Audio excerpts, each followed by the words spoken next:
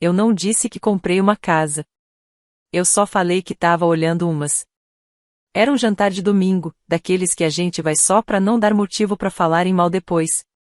Ninguém sente minha falta de verdade, mas se eu não vou, eles ganham mais um motivo pra criticar.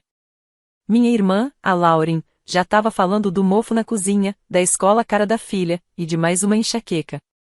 Mamãe ficava balançando a cabeça como se tudo fosse uma emergência. Papai quase dormindo atrás do purê de batata. Eu soltei no meio da comida. Tô pensando em comprar uma casa fora da cidade. Só isso. Sem anúncio, sem drama. Mas o clima mudou. Os garfos pararam. O copo da Lauren bateu com força no prato. Até as crianças pararam a briga pelo giz de cera e olharam. Mamãe virou devagar para mim. Só tô dando uma olhada, eu disse, tentando mudar de assunto. Tipo uma casa simples, 2 quartos, um jardinzinho. Nada demais. Lauren piscou 2 vezes e depois sorriu. 2 quartos? Ela falou como se eu tivesse dito que queria morar num submarino. Papai finalmente acordou. Tem certeza que é a hora certa? Qual o problema com seu AP? Falei firme. Não tem problema. Só queria algo que fosse meu. Mamãe deu aquela risadinha sem graça. Bom, se vai comprar, a gente devia conversar. Tem uma casa perto da Lauren. 5 quartos, quintal grande, escola boa. Olhei para ela. Pra que eu ia querer 5 quartos? Ficou um silêncio pesado. Lauren respondeu no lugar dela. A gente só pensou que, com as crianças e tudo, faria sentido. Teria espaço. Não respondi. Porque não era novidade. Eles sempre usaram meu silêncio como se fosse um assim. Sempre acharam que eu ia aceitar tudo calada. E quase sempre aceitei. Mamãe sorriu de novo. A Marta da igreja disse que vai vender rápido.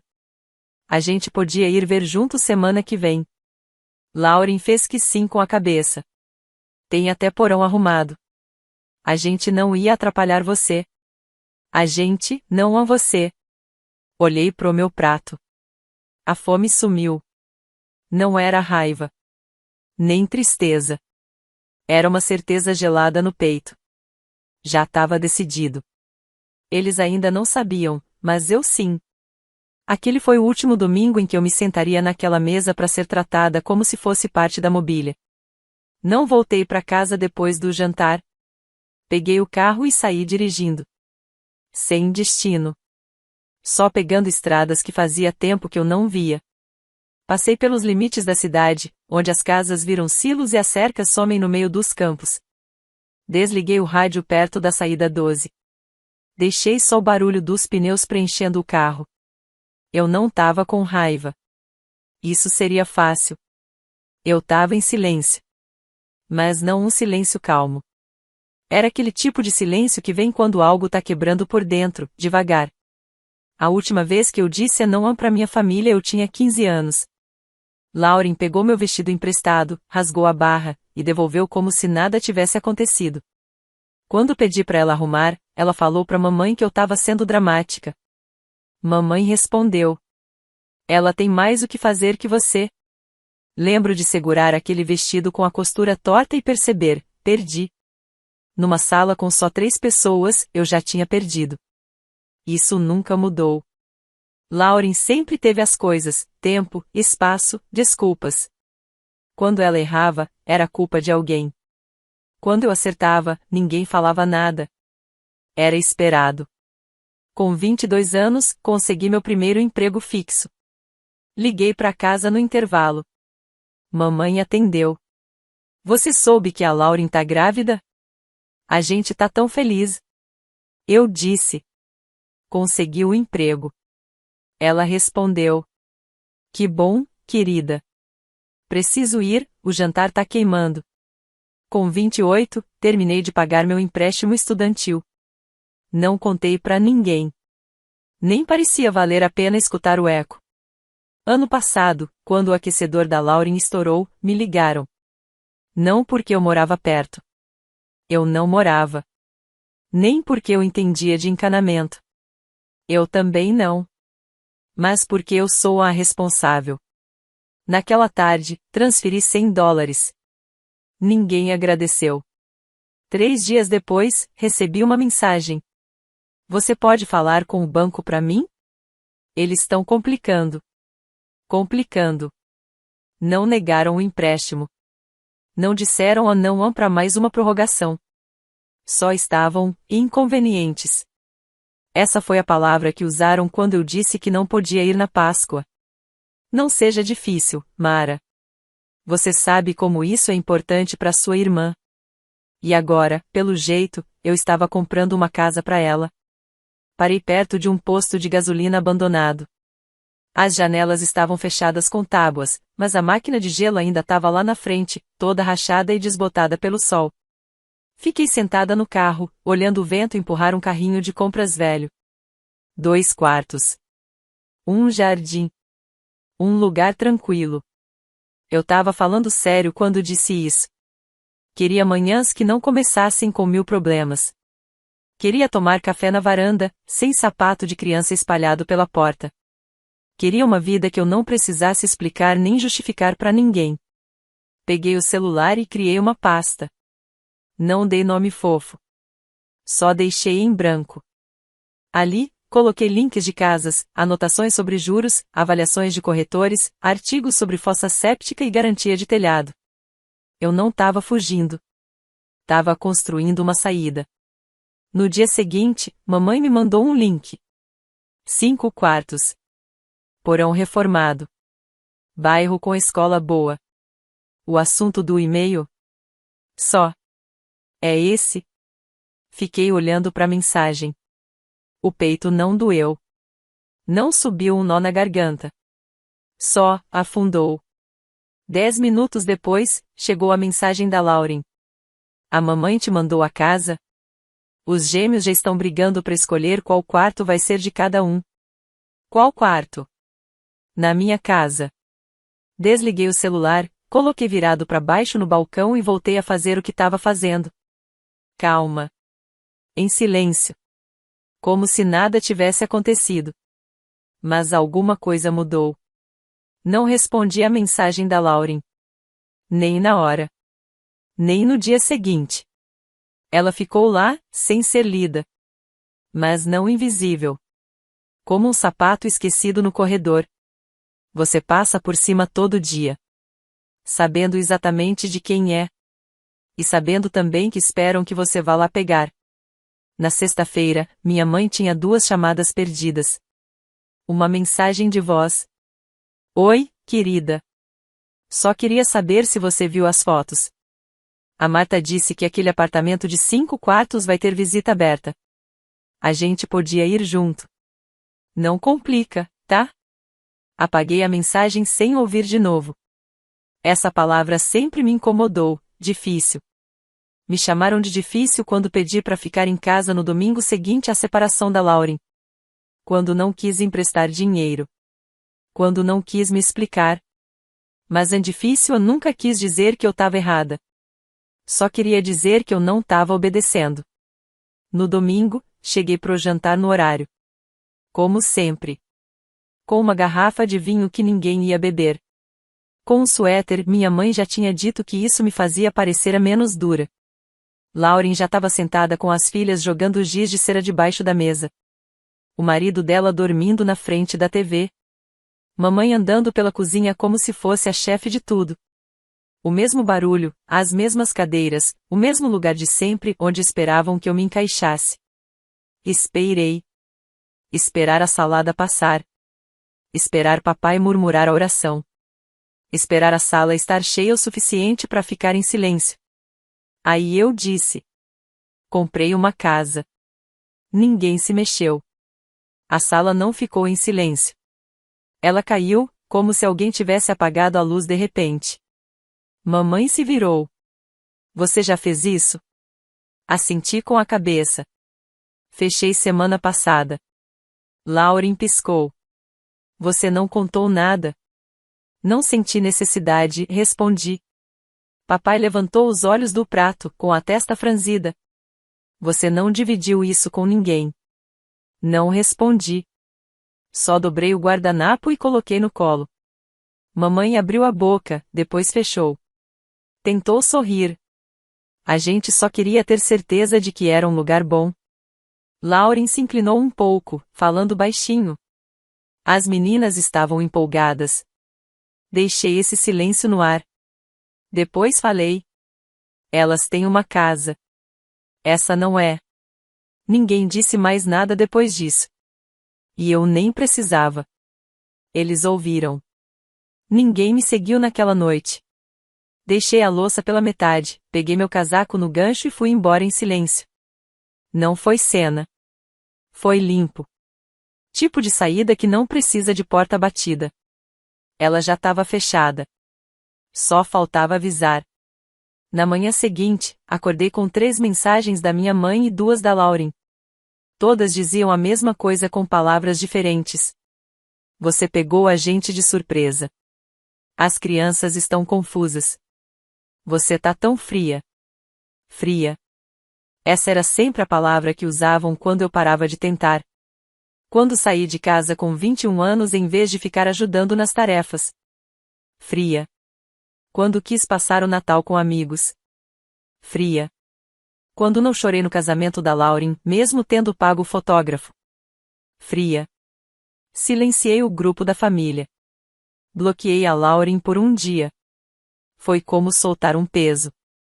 Aquele peso que você carrega por tanto tempo que até esquece o quanto te cansa. Naquela noite, minha mãe apareceu no meu apartamento. Ela não ligou. Só bateu na porta. Os nós dos dedos duros, como se fossem ponto final. Fiquei atrás da porta, coração firme. Não abri. Ela bateu de novo.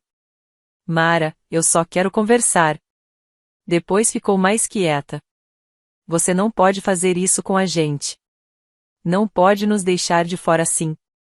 Encostei a cabeça na porta e respirei fundo. Eu não tô te deixando de fora, falei do outro lado. Eu só tô escolhendo não deixar você entrar. Silêncio. Depois, ouvi os passos dela indo embora. 10 minutos depois, recebi uma mensagem. Do número do marido da Lauren. Era uma foto das meninas no beliche, lado a lado, segurando cartazes feitos à mão. Tia Mara, sentimos sua falta.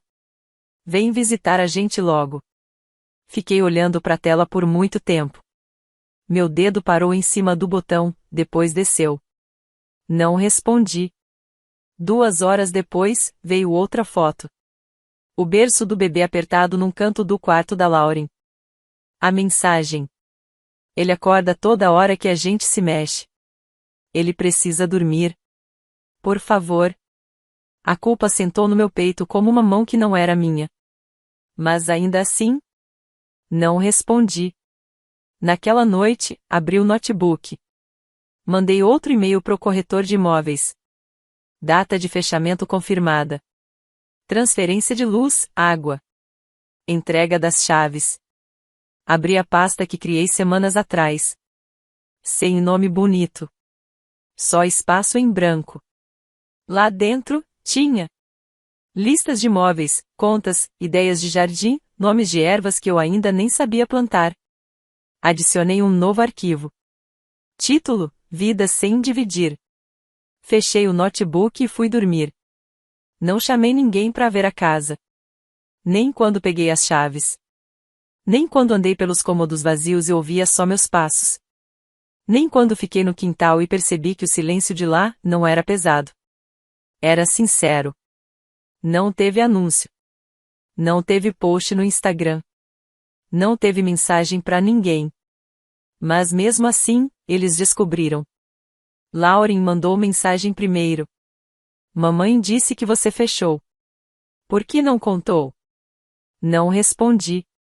2 horas depois, outra. Você falou em 2 quartos, mas tem sala também, né? O berço pode ir para lá. Depois veio a terceira. Já começamos a empacotar. Só umas caixas. Coisas das crianças. Sem ponto de interrogação. Só expectativa, fingindo que era certeza. Fiquei olhando para as mensagens. Desliguei o celular. Deixei ele vibrando no balcão até a bateria acabar. No fim de semana, voltei do mercado e minha mãe estava na porta do meu prédio. Braços cruzados. Boca dura. Não acenou. Nem precisou. Você tá sendo irracional, ela disse, quando saí do carro. Não falei nada. Eles são sua família, ela continuou. Você nem tá usando todo esse espaço. Abri o porta-malas. Comecei a tirar as sacolas, uma por uma. Mara, não me ignora. Você tá agindo como uma estranha. Olhei para ela e respondi. Tô agindo como alguém que, pela primeira vez, teve escolha. Ela tremeu. Só um pouco. Eles não têm para onde ir, disse. Eles tiveram meses, respondi. Vocês acharam que eu tinha entendido. Mas nunca perguntaram. Ela baixou os olhos. E a voz dela saiu tremida, mas com aquele tom que ela sempre usava quando queria que parecesse tudo bem. Sua irmã tá exausta. O bebê chora a noite inteira. As meninas ficam perguntando por que você não ama mais elas. Fiquei parado. O saco de laranjas nas minhas mãos pareceu de repente muito mais pesado. Você sempre disse que ia estar lá para ajudar, ela sussurrou. Sempre disse que era a pessoa estável. Eu assenti. Fiquei pensando, então por que você tá fazendo isso? Respirei fundo. Porque, pela primeira vez, eu tô construindo algo, que não tem uma porta dos fundos para todo mundo entrar. Ela não respondeu. Ficou olhando para as sacolas que eu ainda segurava. Chegando no prédio, eu não chamei ela para subir. Esperei. Mas ela não pediu. E eu também não ofereci. Quando fechei a porta atrás de mim, o clique foi leve. Sem briga. Sem grito. Só, uma linha que finalmente foi traçada. Mas eles não pararam. Quando o silêncio não funcionou, eles tentaram fazer barulho. Não gritaram. Mas espalharam. A tia Cheryl ligou primeiro. Eu não falava com ela desde 2019, quando ela esqueceu meu aniversário e mandou uma cesta de frutas para Lauren. Querida, sua mãe tá tão preocupada. Essa é a história da casa. Será que não dá para conversar como uma família? Fiquei quieta. Só ouvi. Você sempre foi sensata, ela disse. E sua irmã tá sofrendo. Ela precisa de você. Agradeci pela ligação. E desliguei. 1 hora depois, veio uma marcação no Facebook. Lauren postou uma foto das meninas na frente de caixas empilhadas. As duas rindo, com chocolate na cara. A legenda. Tem gente que diz que família é tudo. Outras provam o contrário. Centenas de curtidas. Vários comentários cheios de emojis de oração. Críticas disfarçadas. Tem gente que se perde. Criança não devia pagar pelos erros dos adultos. Criamos nossos filhos para se ajudarem, não para fechar portas. Li tudo. Uma vez só. Depois apaguei o aplicativo. No dia seguinte, minha mãe mandou um e-mail. Não foi só uma mensagem. Foi uma carta mesmo. Uma página inteira, com PDF anexo, tudo certinho, assinada no final. Ela escreveu que ela e o papai tinham esperança de que a gente dividisse essa fase da vida juntos. Que sonhavam com toda a família morando perto, ajudando um ao outro como era antes. Ela me lembrou da hipoteca que eu assinei por eles. Da conta do hospital que eu paguei quando o plano do meu pai caiu. Dos anos em que eu ajudei sem ninguém pedir. E no fim, ela perguntou bem direto. Por que agora? Por que você está escolhendo a distância em vez do dever? Eu não respondi. Imprimi a carta, dobrei no meio e guardei numa pasta chamada Correspondência Legal. Naquela noite, reguei a lavanda que plantei na janela. Fiz um chá. E abri um livro que eu queria ler fazia 2 anos. Tava quieto. Mas não era solidão. Era paz. Não tinha barulho de passos em cima de mim. Nem som de prato batendo na pia que não fosse meu. Nem criança fazendo birra atrás de parede fina. Só o tic-tac do meu próprio relógio, um som que eu não escutava direito fazia anos. Eu não devia mais explicação para ninguém. E se eles ainda quisessem contar a história de outro jeito, tudo bem. Dessa vez era eu que estava com a caneta na mão. Na segunda-feira, troquei meu número. Sem avisar ninguém. Sem mensagem em grupo. Só fiquei 15 minutos quieta na loja da operadora, saí com um chip novo. Passei o número só pro meu chefe, pro meu assistente e para 2 amigos. Mais ninguém. Não postei nada nas redes.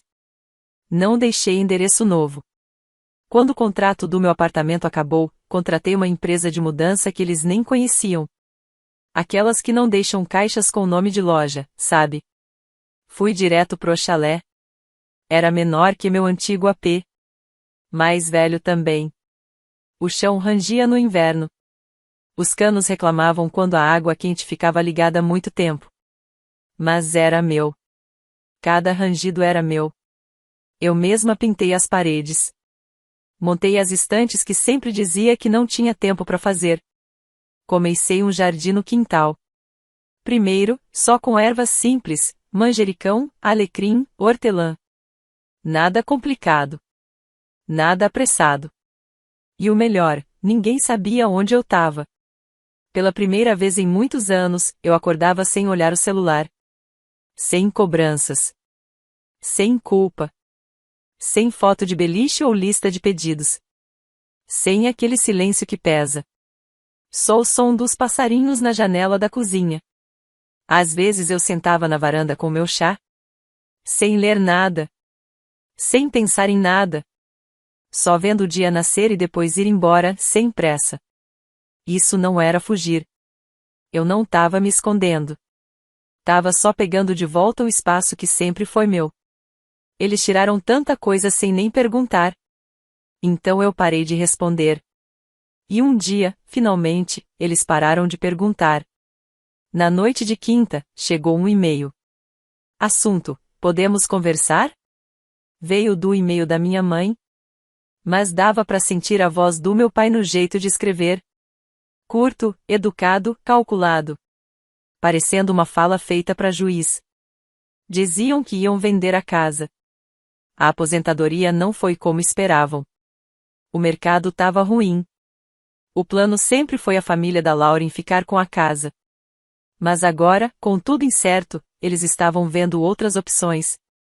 No meio da mensagem tinha uma pausa. Parecia até que dava para sentir a respiração ali no texto. Sabemos que cometemos erros, mas família cuida de família. Sua irmã e as crianças precisam de estabilidade. Seu pai e eu não estamos ficando mais jovens. Li 2 vezes. Não porque eu não entendi. Mas porque entendi demais. Eles não estavam me pedindo ajuda. Estavam pedindo para eu voltar a fazer um papel que nunca aceitei. Não respondi naquela noite. Nem na outra. No domingo de manhã, imprimi o e-mail.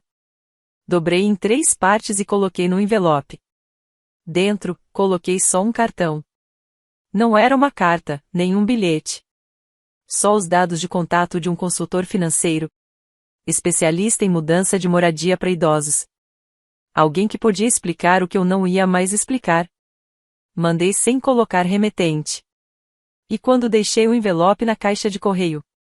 Não me senti má. Me senti em paz. Encerrando.